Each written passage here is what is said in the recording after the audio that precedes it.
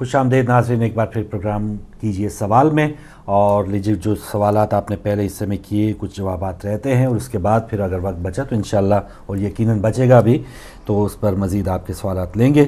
علامہ صاحب، رائے خلیل کھرل صاحب نے سمڑیال سے سوال پوچھا تھا، تشہد میں علی ولی اللہ پڑھنا جائز ہے؟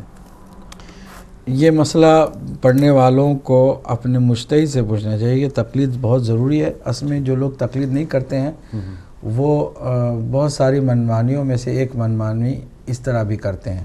ہمیں اپنی طرف سے کوئی حق نہیں ہے کہ اپنی طرف سے سوچیں کون سی چیز پڑھنی چاہیے کون سی نہیں چیز پڑھنی چاہیے۔ اللہ کی عبادت ہے، وہ ایک توقیفی عمل ہے، ایک امانت ہے جس میں ہم اپنی طرف سے نہ بڑھا سکتے نہ گھٹا سکتے ہیں۔ ہم میں اور دیگر لوگوں میں یہی فرق ہے کہ دیگر لوگوں کے یہاں نمازوں میں بھی، اذانوں میں بھی، اقامت میں بھی، روزوں میں بھی، ہر ایک میں بھی چیزوں کو بڑھایا بھی گیا گھٹایا بھی گیا۔ ہمارے یہاں اہل بیت کے ماننے والے نماز کو توقیفی عبادت سمجھتے ہیں۔ ہمیں کسی کو حق حاصل نہیں ہے کہ کوئی جو ہے بڑھائے کچھ گھٹائے۔ اب اشہد ان علی ولی اللہ تشہد میں پڑھنا آیا جائز ہے کہ نہیں ہے، آپ مراجع سے پوچھیں۔ اس وقت کے جتنے معتبر مراجع ہیں ان میں سے کوئی مرجع معتبر جو مرجع ہے جو کوالیفائڈ نجف میں اور قم میں ہے، میں ادھر ادھر کے لوگوں کو نہیں بات کرتا، جو قم اور نجف میں معتبر مراجع ہیں ان سب کے نزدیک اس کو نہیں پڑھنا چاہیے، کیونکہ ایک اضافی چیز ہے، اس سے نماز باطل ہو جاتی ہے۔ البتہ بعض نے کہا ہے اگر وہ کسی اس بعض مجتہد کی تقلید کرتا ہے تو ہمیں کوئی فرق نہیں پڑتا، وہ کوئی، لیکن اس میں بھی شدت پسندی نہیں ہونی چاہیے کہ بھئی اگر آپ کے ایک مجتہد نے فرض کرے پڑھنے کی اجازت دی ہے تو آپ جو نہیں پڑھتے ان کو آپ مقصر کہتے پھرو، ان کو گالی دیتے پھرو، ان کو برا بھلا کہتے پھرو، پھر ایک اور گناہ جو آپ کرنے جا رہے ہیں وہ پھر اس عمل سے زیادہ خطرناک ہے۔ بہت شکریہ۔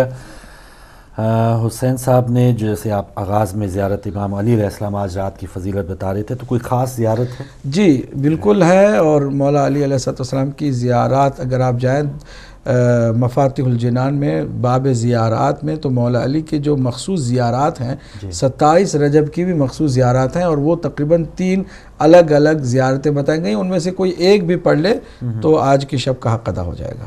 بالکل، بہت شکریہ۔ اچھا، علی جان شاہ صاحب نے جیسے وہ بتوں کے حوالے سے خانہ کعبہ، تو وہ سفر کے دوران بھی بت تھے تو ان کا ایک تبصرہ تھا ہلکا سا۔ نقوی صاحب نے کاشی پور سے پوچھا کہ بعض کتب میں صحابہ کرام کی فضیلت بہت زیادہ اور خاص طور پہ ستاروں کی مانند بھی بتایا جاتا ہے، پھر اسی کتاب میں سرزنش بھی ہو رہی ہوتی ہے اور وہی شان جو ہے وہ پھر ہمارے بھائی نقوی صاحب کی خدمت میں عرض کروں کہ پہلے تو انہوں نے کہیں سے سنا ہوگا کہ وہ جو صحابہ ستاروں کی مانند ہیں، یہ حدیث جو ہے وہ بخاری شریف میں ہے، بخاری میں یہ حدیث نہیں ہے۔ ٹھیک۔ اور اہل سنت کے جتنے بھی معتبر علماء ہیں سب نے کہا یہ حدیث جعلی ہے، ضعیف نہیں ہے، جعلی ہے، بنائی گئی ہے، موضوع ہے۔ جی۔ شیخ البانی اہل سنت کے ٹاپ کے علم رجال کے ایکسپرٹ ہیں، اسکالر ایسے ہیں کہ وہابی جتنا مسلک ان کا ہے وہ البانی کی بات کو حرف آخر سمجھتے ہیں۔ البانی نے، شیخ البانی نے اس حدیث کو جعلی قرار دیا کہ یہ موضوع، یہ بعد میں وضع کی گئی ہے، اس کا کوئی حدیث نبوی سے کوئی تعلق نہیں ہے۔ پہلی بات تو یہ کہ حدیث ہی سرے سے جعلی ہے، لہٰذا اس پر تبصرہ کرنا۔ یہ اور بات ہے کہ مشہور کر دی جاتے، بات تو بہت ساری چیزیں جھوٹی باتیں مشہور کر دی جاتی ہیں، اس کو لوگ سچ سمجھ کے آگے بڑھتے ہیں۔ بنیاد ہی جب کسی مذہب کی جھوٹ پر ہو نا تو وہ زیادہ دیر تک نہیں چلے گی، جب بھی حقیقت پتہ چلے گی لوگ اس مذہب سے بیزار ہو جائیں گے، یہ ایک حقیقت ہے، اور یہی وجہ ہے کہ ایسا ہو رہا ہے، اور اسی وجہ سے ان کی بچت اسی میں دیکھتے ہیں کہ شیعوں سے دور رکھیں اپنی قوم کو، دور رکھیں گے قوم کو اور حقیقت کا پتہ نہیں چلنے دیں گے تو یہ باقی رہیں گے اس مسلک پر، لیکن جیسے پتہ چل جائے گا کہ حقیقت کیا ہے وہ اس مسلک کو چھوڑنے پر تیار ہو جاتے ہیں، اس لیے وہ اپنے مذہب کی بچت اسی میں سمجھتے ہیں کہ پتہ ہی نہ چلے۔ لہٰذا نہ بخاری میں ایسی کوئی حدیث ہے، نہ اس حدیث کو اہل سنت کے علماء رجال نے صحیح جانا ہے، بلکہ اس کو جعلی بتایا۔ ہماری بات نہیں کر رہے، جنہوں نے جعلی حدیثیں لکھی انہوں نے بھی بتا دیا کہ یہ حدیث جعلی ہے، اس کا صحیح حدیث سے کوئی تعلق نہیں۔ پہلی بات تو یہ۔ دوسری بات، بخاری میں جو صحابہ کے بارے میں آیا ہے وہ تو کئی جگہ پر معتبر مستند حدیث آئی ہے کہ حضور سرکار دو عالم صلی اللہ علیہ وآلہ وسلم نے فرمایا کہ جب میں قیامت کے دن حوض کوثر پر کھڑا رہوں گا تو کچھ میرے صحابی اس حوض کوثر کے پانی کو پینے کے لیے میری طرف بڑھیں گے، لیکن فرشتے انہیں کھینچ کر وہاں سے دور کریں گے، جہنم کی طرف لے جا رہے ہوں گے، میں آواز دوں گا اصحابی اصحابی، یہ میرے صحابی ہے، یہ میرے صحابی، ان کو کہاں لے کے جا رہے ہو؟ تو فرشتے کہیں گے کہ یا رسول اللہ آپ کے بعد جو انہوں نے کیا ہے وہ کیا آپ نہیں جانتے کہ آپ کے بعد انہوں نے کیا کیا ہے؟ تو یہاں نبی مکرم خود خبر دے رہے ہیں، بے شک ایسے کچھ لوگ ہوں گے، صحابہ میں سے ہوں گے۔ جی تو پھر اس طرح یہ جو کلہم عدول، سارے کے سارے صحیح، یہ ساری جعلی حدیث ہونے کا اس میں بہت واضح ثبوت موجود ہے۔ کم سے کم 8 سے زیادہ مقامات پر صحیح بخاری میں یہ حدیث موجود ہے کہ حضور نے فرمایا کہ صحابہ کو کھینچ کے لے جایا جا رہا ہوگا جہنم کی طرف، میں کہوں گا اصحابی اصحابی، یہ میرے صحابی میرے صحابی، آواز آئے گی کہ آپ کے بعد انہوں نے کیا کیا آپ کو نہیں پتا۔ اللہ اکبر، جی بہت شکریہ۔ اچھا، آغاز میں جیسے 12 رکعت نماز آپ نے بتایا آج کی رات کی فضیلت سے مناسبت سے، تو اس کی کوئی خاص نیت بھی ہے؟ نیت یہی ہے کہ شب بعثت، نماز شب بعثت پڑھتا ہوں قربتاً اللہ، بعثت نبی کی جو شب ہے یہ شب بعثت یا شب معراج جو بھی آپ کہہ دیں کہ شب کی نماز پڑھتا ہوں قربتاً اللہ، شب بعثت کی نماز پڑھتا ہوں قربتاً اللہ، 2 رکعت کر کے پڑھنا ہے، 12 رکعت۔ بہت شکریہ۔ سید حسین شاہ پریسٹن سے پوچھ رہے ہیں کہ حضرت زید علیہ السلام کو کون لوگ چھوڑ کے چلے گئے، اور اس حوالے سے دیکھیں وہ جو بتا رہے تھے کہ حضرت زید جو ہے وہ حضرت ابوبکر عمر کے خلاف کوئی بات سننا نہیں چاہتے تھے تو اس لیے چھوڑ کے چلے گئے، یہ من گھڑت کہانی ہے، کیونکہ حضرت زید علیہ السلام شہید ہیں اور تائید شدہ ہیں معصومین کے، اور عقائد امامیہ میں یہ بات واضح ہے کہ جو سلسلہ امامت سے اور عصمت سے ہٹ کر ہے وہ قابل تعریف نہیں ہے۔ اس سلسلے کو جو ارباب اقتدار کا سلسلہ ہے، حکمرانوں کا سلسلہ ہے، وہ کسی بھی امام نے یا امام کی اولاد نے ریکگنائز نہ کیا ہے، نہ کر سکتے ہیں۔ بہت شکریہ۔ غلام فرید صاحب نے پاکستان سے جو مختلف فضائل بتائے جاتے ہیں تو مولا علی علیہ السلام کی فضیلت تو بہت کم بتائی جاتی ہے، لیکن بعض دیگر صحابہ کرام خاص طور پہ حضرت ابوبکر، حضرت عمر اور حضرت ابوبکر، پہلی بات تو یہ کہ انہوں نے کہا کہ یہ حدیث ہے کہ افضل البشر بعد الانبیاء ابوبکر صدیق، اس میں یہ حدیث نہیں ہے، یہ اہل سنت کے جمہور کا عقیدہ ہے، انہوں نے اس عقیدے کو بنا لیا ہے کہ انبیاء کے بعد اگر کائنات میں تمام بشر میں انسانوں میں افضل ہیں تو حضرت ابوبکر ہیں۔ کیا دلیل ہے؟ ہمیں آج تک کوئی دلیل قرآن و سنت سے نہیں بتائی گئی۔ ہم ابھی بتا دیں، مجھے آ کے بتا دے کہ بھئی اس دلیل کی بنیاد پر قرآن کی اس آیت کی روشنی میں، حدیث کی اس روشنی میں حضرت علی سے فلاں افضل ہے، ہمیں بتا دیں۔ ہم مولا علی کے افضل ہونے کے لیے سینکڑوں حدیثیں، سینکڑوں آیتیں پڑھ کے سنا رہے ہیں، اور مولا علی سے افضل کوئی ہے تو ایک دلیل تو لے کر آئے نا۔ خالی یہ کہ ہم پہلے سے مانتے آ رہے ہیں، آپ کے ماننے سے کوئی چیز جو ہے نا حق نہیں ہو جاتی، آپ اپنا عقیدہ اپنے پاس رکھیں، لیکن یہ کوئی روایت نہیں ہے، کوئی حدیث نہیں ہے جو یہ بات بتائی جائے۔ اور کچھ علامہ صاحب ضمناً ایک پوچھ رہا ہوں کہ کچھ روایات ایسی بھی بنائی گئی ہیں کہ میرے بعد کوئی نبی ہوتا نہیں، جعلی تو بنائی گئی ہے نا۔ دیکھیں نا، بنو امیہ نے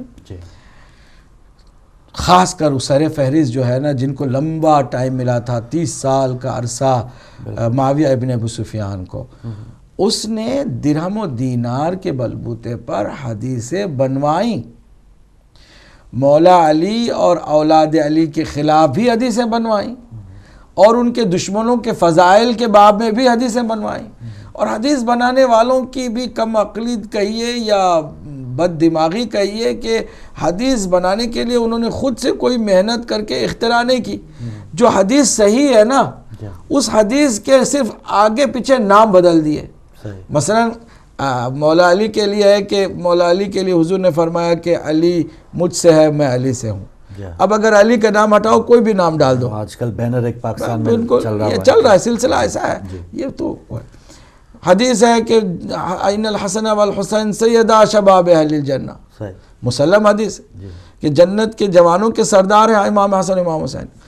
حدیث بنا دی کہ حضرت ابوبکر حضرت عمر جو ہے وہ سیدہ کہول اہل الجنہ، جنت کے بوڑھوں کے سردار ہیں. اب بنانے والے نے تو اس صحیح حدیث کے ساتھ نام بدل کر کے اس کو اسی پیٹرن میں بنا تو دیا، لیکن اس کا حافظہ کام نہیں کر رہا کہ بھئی جنت میں کوئی بوڑھا ہوگا ہی نہیں کہ جس کی یہ سرداری کرنے چلے. بنانے والے نے بنا دیا، موجود ہے. اور میں افسوس کے ساتھ کہنا پڑتا ہے مجھے کہ اس ماڈرن زمانے میں بھی ٹی وی پر یہ جعلی حدیث پڑھ کے فضیلت بتائی جا رہی ہے. اگر کوئی جعلی کاغذی حدیثوں سے بڑا ہو جاتا ہے، افضل ہو جاتا ہے تو وہ ہوتا رہے، لیکن اگر حقائق کی دنیا میں دیکھنا ہے تو رسول اللہ کے بعد کوئی علی سے افضل ثابت کر کے دکھائے، نہیں کر سکے گا کوئی. صحیح، بہت شکریہ. اچھا، حسنین صاحب نے مانچسٹر سے 2 سوالات تھے ان کی تقلید سے متعلق کہ مجتہد الگ الگ ہیں، ان کے فتاوی الگ الگ ہیں، تو پھر ان کو چاہیے نہیں کہ خاص طور پہ کچھ ایسے ایشوز پہ اکٹھے ہو کے دوبارہ تو ایک پوائنٹ آف ویو آ جائے تاکہ لوگوں کی کنفیوژن ختم ہو. بات اصل میں یہ ہے کہ ہم سب کچھ جو ہے نا بنو اسرائیل کی طرح چاہتے ہیں کہ اللہ پر اس کے رسول پر چھوڑ دے، یا پھر اماموں پر یا مجتہدین پر چھوڑ دیں. ٹھیک ہے، خود کچھ نہیں. جب اللہ کے نبی حضرت موسیٰ علیہ السلام نے کہا کہ اللہ کا حکم ہے کہ چلو بنی اسرائیل سے، اپنی قوم سے کہا کہ چلو فرعون سے مقابلہ کرتے ہیں، تو ان میں سے ایک چالاک نے کہا کہ فرعون کے پاس جو کچھ بھی ہے، طاقت، قوت، لشکر، حشم، یہ جو سب کچھ کس نے دیا؟ اللہ نے. کہ اللہ سے کہہ دیجئے نا کہ وہ چھین لے، قصہ تمام ہوگا، ہم کو کیوں زحمت دے رہے گا ہم جا کے لڑیں. تو یہ بھی ہم سب کچھ علماء پہ ڈالنا چاہتے ہیں. بات اصل میں یہ ہے کہ جو ہمارے ہاں الحمدللہ اجتہاد کا دروازہ ہے وہ کھلا ہوا ہے. احکام الہیہ کے لیے ایک مجتہد سنسیئرلی کوشش کرتا ہے اور اصلی حکم الہی کو استنباط کرتا ہے اور مقلدین کو دیتا ہے کہ آپ اس کے اوپر عمل کریں. مقلدین کا کام صرف یہ ہے کہ جو اعلم ہو، سب سے زیادہ علم رکھنے والا، سب سے زیادہ تقوی رکھنے والا، سب سے زیادہ دیندار عالم مجتہد جو عالم ہے اس کی تقلید شروع کر دیں. اب باقی جو مجتہدین ہیں ان کے نظریات مختلف، تھوڑے سے جزوی ہیں، کلی طور پر تو کوئی نہیں ہے، جزوی ہیں، بہت چھوٹے چھوٹے مسائل میں جزوی اختلاف ہے. وہ ہی ہمارے مذہب کا حسن ہے. اگر آپ کہیں کہ ناسا کے جتنے سائنٹسٹ ہیں نا یہ سارے تحقیق کرنا روک دیں اور سارے مل کر کے ایک ہی پوائنٹ آف ویو کو بیان کریں، وہ کبھی نہیں کریں گے. کہیں گے ہم کبھی ترقی نہیں کریں گے اگر اس طرح کریں گے. تو مل بیٹھ کر مسئلے کو حل کرنا تو عملی زندگی میں ہے، لیکن فقہی قانون جب ہوتا ہے نا، فتویٰ اور قانون، اس قانون الہی کے لیے مل بیٹھ کر مسئلہ حل نہیں ہوتا بلکہ اجتہاد کرنا پڑتا ہے. اور ہر کوئی مجتہد دوسرے کی اگر بات سنے گا تو وہ خود مقلد ہو جائے گا. وہ خود مجتہد ہے، مطلب یہ کہ وہ اپنی رائے پر ہی فتویٰ دیتا ہے جو کہ اس کے قرآن و سنت کی روشنی میں نظر آیا ہے. لہٰذا یہ کوئی ایسی بات نہیں ہے کہ جس میں کوئی پرابلم ہو. البتہ جو بہت بڑے مسئلے ہیں اس میں مجتہدین اکٹھا بھی ہوتے ہیں، لیکن جزوی مسائل میں کوئی ایسی ضرورت بھی نہیں ہے. اور یہ خود ان کا تھوڑا جزوی الگ الگ فتویٰ کا ہونا حسن ہے، اس مذہب کا حسن ہے. اس میں ترقی کی راہیں کھلی ہوئی ہیں اور مزید ترقی کی راہ ہموار ہوتی ہے. باقی جو انہوں نے جو پوچھا ہے چینل سے متعلق ہو کہ ایک فتویٰ، پہلی بات تو یہ ہے کہ میں سمجھتا ہوں انہوں نے انصاف نہیں کیا ہے کہ انہوں نے کہا کہ میں نے دیکھا ہی نہیں کہ ہمارے علماء نے کوئی احتجاج کیا ہو. علماء نے کیا ہے، بھرپور کیا، ہدایت ٹی وی پہ کیا، ہم نے کیا، سب نے کیا ہے. لیکن ہمارے بھائی کو اس پر فخر کرنا چاہیے اگر یہ شیعہ ہیں تو. مجھے تو اس کنڈیشن سے یہ بات کرنی ہے کہ اگر میرے یہ بھائی شیعہ ہیں تو ان کی خدمت میں مجھے یہ عرض کرنی چاہیے کہ اگر ہم نے ان لوگوں کے فتوے کی طرح فتویٰ نہیں دیا کہ مثلا جیو کا چینل دیکھنا ہی حرام ہے، تو ہم تھوڑا بڑھ کے ان کو واجب القتل ہی کہہ دیتے کہ ہم تو ایک قدم آگے، اگر جیتنا ہے، اگر ہار اگر ہمارے یہ بھائی شیعہ ہے نا جی، تو ہمارے علماء کی اس اعتدال پسندی کو اپریشیٹ کرتے ہوئے فخر کریں کہ الحمدللہ اللہ نے ہمیں شدت پسندی سے روکا ہوا ہے، بچایا ہوا ہے۔ ہم شدت پسندی نہیں کرتے، ہم اس مولا علی کے ماننے والے ہیں۔ فاروق بھائی، لوگوں کو تھوڑا سا توجہ دینے کی ضرورت ہے، اس مولا علی کے ماننے والے ہیں کہ اسی مولا علی کے سامنے جبکہ زخمی سر ہے، خون بہ رہا ہے، قاتل کو پکڑ کے حاضر کیا گیا۔ واہ واہ، اور پتہ ہے یہ قاتل ہے، اسی نے سب کچھ کیا۔ ہم اگر اس طرح کرنے لگ جائیں کہ اگر کسی ایک پروگرام میں چند لوگوں نے واقعاً فرض کرو شرارتاً بھی اگر انہوں نے اہانت کی ہے جی، تو اس کی ہم سزا کل لوگوں کو دے دیں، دوسرے لوگوں کو بھی دے دیں، ٹھیک ہے، تو پھر ہم بھی انہی یزیدیوں کی طرح کریں نا کہ اگر ایک شیعہ کو کوئی مارے تو ہم جا کے مسجدوں کو ہم بھی اڑاتے چلے جائیں، ہم بھی ان کی قوموں کو برباد کر دیں۔ ہمیں اجازت نہیں ہے اس کی۔ یہ شدت پسندی ہے، انتہا پسندی ہے، دہشت گردی ہے، یہ یزیدیت ہے۔ حسینیت ایسی نہیں ہے، حسینیت میں انصاف ہے، ہر لمحہ دشمن کے ساتھ بھی انصاف، دشمن کے ساتھ بھی انصاف۔ میں آپ کو کیا بتاؤں، ایک چھوٹی سی بات، چونکہ یہ بہت اہم موضوع ہے، ہمارے جذبات ہیں نا، ہم جذبات سے کام لیتے ہیں کہ کوئی آگے نکل گیا، ہم کہاں ہیں، کیا محبت کے میں ایک ایسے ہی جذباتی آدمی سے میں نے پوچھا ایک دفعہ کہ بھائی یہ بتائیے کہ اگر اس وقت فرض کرو ابن ملجم زندہ ہو کر تمہارے سامنے آ جاتا ہے، تم کیا کرو گے؟ اس نے جذبات میں کہا اس کے ٹکڑے ٹکڑے کر دوں گا، اس کے تکے بوٹی کر دوں گا۔ میں نے کہا کہ مولا کے سامنے اصلی ابن ملجم بالکل وہی جس نے قتل کیا تھا، مولا کے سر پہ ضربت لگائی تھی، وہ آیا تھا، مولا علی کے چاہنے والے بھی تھے، ان کے وارث بھی تھے، حضرت عباس جیسا وہ شجاع ترین فرزند بھی تھا، امام حسن امام حسین جیسے معصوم امام بھی موجود تھے، اور دیگر لوگ بھی تھے۔ کیا انہوں نے ایسا کیا جیسے تم کہہ رہے ہو، ٹکڑے ٹکڑے کر دیں گے؟ بلکہ امام نے کہا کہ اس کی مشقیں زیادہ کسی ہیں، اس کو ذرا کھولو، رسیوں کو ڈھیلا کرو، یہ سانس لینے میں اس کو تکلیف ہو رہی ہے، پیاسا ہے، اس کو بھی پانی پلاؤ۔ اور پھر فرماتے ہیں بیٹا حسن، اگر میں زندہ رہ جاؤں تو میں خود اس کی سزا دوں گا، اور اگر نہیں تو یاد رکھنا اس نے صرف ایک ضربت مجھ پر لگائی تھی، کہیں ایسا نہ ہو کہ ایک ضربت کے علاوہ کوئی اور ضربت تمہاری طرف سے لگ جائے اور تم پھر ظالموں میں سے ہو جاؤ۔ یعنی قاتل کو سزا دیتے ہوئے بھی اتنی احتیاط برتی جا رہی ہے کہ جو بدبخت ترین انسان ہے، کائنات کا شقی ترین انسان ہے، اس کی سزا کے لیے بھی امام فرما رہے انصاف سے کام لینا، کہیں ایسا نہ ہو کہ تمہاری طرف سے کوئی زیادتی ہو جائے۔ یہ یزیدی سوچ ہے، دہشت گردیوں کی سوچ ہے کہ کسی کو اگر سزا دینا تو ایکسٹریملی ہم جا کے اس کو تباہ کر دے، برباد کر دے، ایسا نہیں ہے۔ ہم ہر ایک کو اس کی حد میں رکھتے ہیں، اور جو حدود کے اندر رہتے ہیں وہ اہل بیت کے چاہنے والے ہوتے ہیں کہ کبھی وہ حدود کو تجاوز نہیں کرتے۔ ایک باپ کو کسی نے مارا ہے تو جس نے مارا ہے اگر وہ مل جائے تو ٹھیک ہے، اس سے آپ سزا، اس کو آپ اسے انتقام لیں، لیکن اگر اس کا بیٹا مل گیا تو آپ کو حق نہیں ہے۔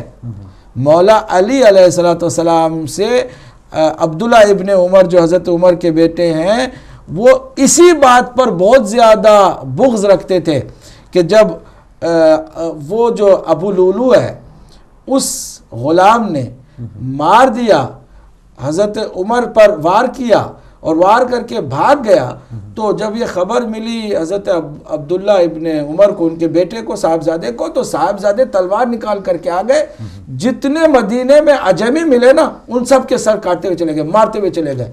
پتہ چلا میرے مولا کو، مولا سیدھے گئے، ان کا ہاتھ پکڑا کہ تمہیں کس نے اجازت دی ہے کہ اگر ایک عجمی غلام نے تمہارے باپ پر حملہ کیا تھا، وہ تو نہیں ہے، اس کو تم نے پکڑ نہیں سکے ہو، اس کو مار نہیں سکے ہو، تو باقی اس کی قوم کے لوگوں کو تم مارتے پھرو، یہ کس نے اجازت دی تمہیں؟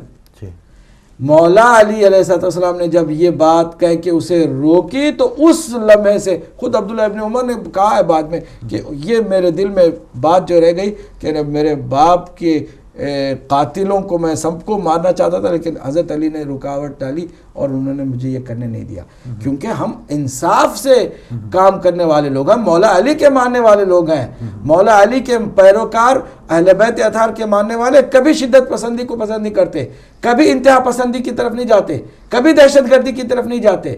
یہ کوئی بات نہیں ہوئی کہ اگر کسی ایک چینل کے کسی ایک پروگرام سے کوئی غلط حرکت نکلی، ہزار بار لعنت ہو ان لوگوں پر کہ جو اہل بیت اطہار کی توہین کرتے ہیں، لیکن اس کا مطلب یہ نہیں کہ آپ تمام لوگوں کو حتی دیکھنا بھی جو ہے اس کو بھی آپ شدت پسندی سے کہہ دیں کہ انہوں نے بہت اچھا فتویٰ دیا، بہت بہترین فتویٰ دیا۔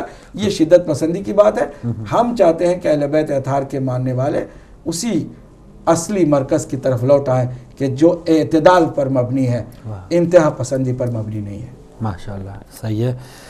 اچھا، ایک اور سوال تھا مسز رضوی صاحبہ کا، بلکہ ان کا پہلا سوال تھا کہ کچھ لوگ ایسے ہی لڑاکو ہوتے ہیں، جھگڑا پسند ہوتے ہیں، تو ان کے جواب میں کچھ بندہ، عام شریف بندہ بھی الجھ کے کچھ نہ کچھ لڑ پڑتا ہے، تو اصل میں گناہ گار کون ہوگا، جو آغاز کرنے والا ہے یا جو گناہ گار تو دونوں ہیں، دونوں ہیں؟ دیکھیے گناہ گار ہونے میں تو دونوں ہیں، البتہ جو اشتعال دلانے والا، جو آغاز کرنے والا ہے، وہ زیادہ مجرم ہے۔ ٹھیک ہے، اگر آپ اس جھگڑے سے بچ سکتے تھے اور آپ نہیں بچے ہیں تو آپ بھی گنہ گار ہیں نا۔